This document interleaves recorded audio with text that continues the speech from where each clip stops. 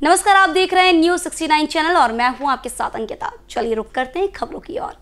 महामहिम राज्यपाल एक दिवसीय अलीराजपुर जिले के जोबट दौरे पर पहुंचे और वहां पहुंचकर गायत्री शक्तिपीठ के नवीन भवन का लोकार्पण कर वृक्षारोपण किया। राज्यपाल उसके बाद गायत्री शक्तिपीठ के 40 वार्षिक उत्सव में मुख्य अतिथि के रूप में पहुंचे, जहां उन्होंने नेत्रदान वाले परिवारों का सम्मान किया।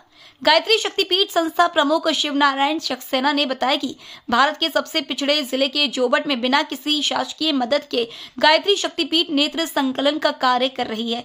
अब तक 99 नेत्र संकलित किया जा चुका है। हमारी संस्था मौत के बाद पगड़ी की रस्मों में रक्तदान शिविर का आयोजन भी करती है। राज्यपाल ने गायत्री शक्तिपीठ के कार्यों की सराहना करते हुए कहा कि जीते जी रक्तदान और मरणोपरांत नेत्रदान सबसे बड़ा दान है।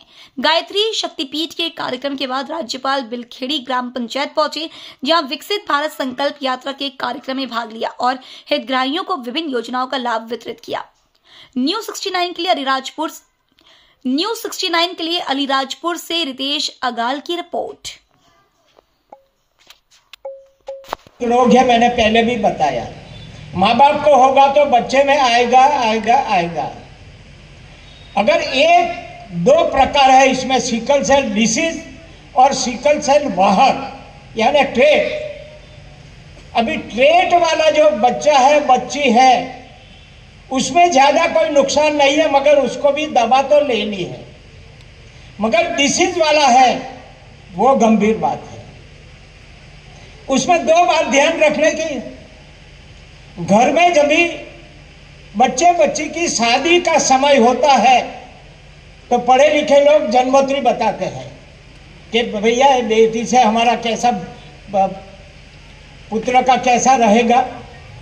बेटी वाले बताते हैं कि दामाद है, हमको हमारी बच्ची को अच्छी तरह संभालेंगे क्या, उसमें से मालूम पड़ जाता है। मगर ट्राइबल के वहां सरकार ने सभी को भी कार्ड देना भी शुरू कर दिया। जिसको डिसीज है, जिसको ट्रेड है, उसके लिए कार्ड भी देना चालू कर दिया। कल ही मैंने विधानसभा में बताया, बहन जी ने सुना भी होगा।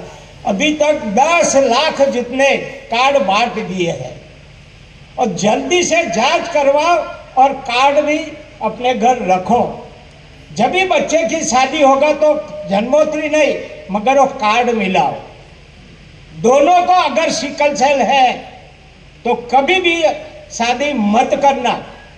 कितने भी पैसे वाला बच्चा हो, कितने भी सौंदर्यवान बच्ची हो, कभी भी मत करना, क्योंकि जो बच्चा आने वाला है वो सिकल सेल वाला होगा। तो क्यों माँ बाप पहले से बच्चे को अपने दुख में डाले। अगर एक होगा तो चलेगा, ये भी समझना बहुत जरूरी है। दोनों में से एक का सिकल सेल होगा तो चलेगा, दोनों ट्रेड होगा तो भी नहीं चलेगा, ये भी बात समझ लेना। अगर दोनों ट्रेड वाले हैं उसमें से भी डिसीज वाला बच्चा या बच्ची पैदा हो सकती है।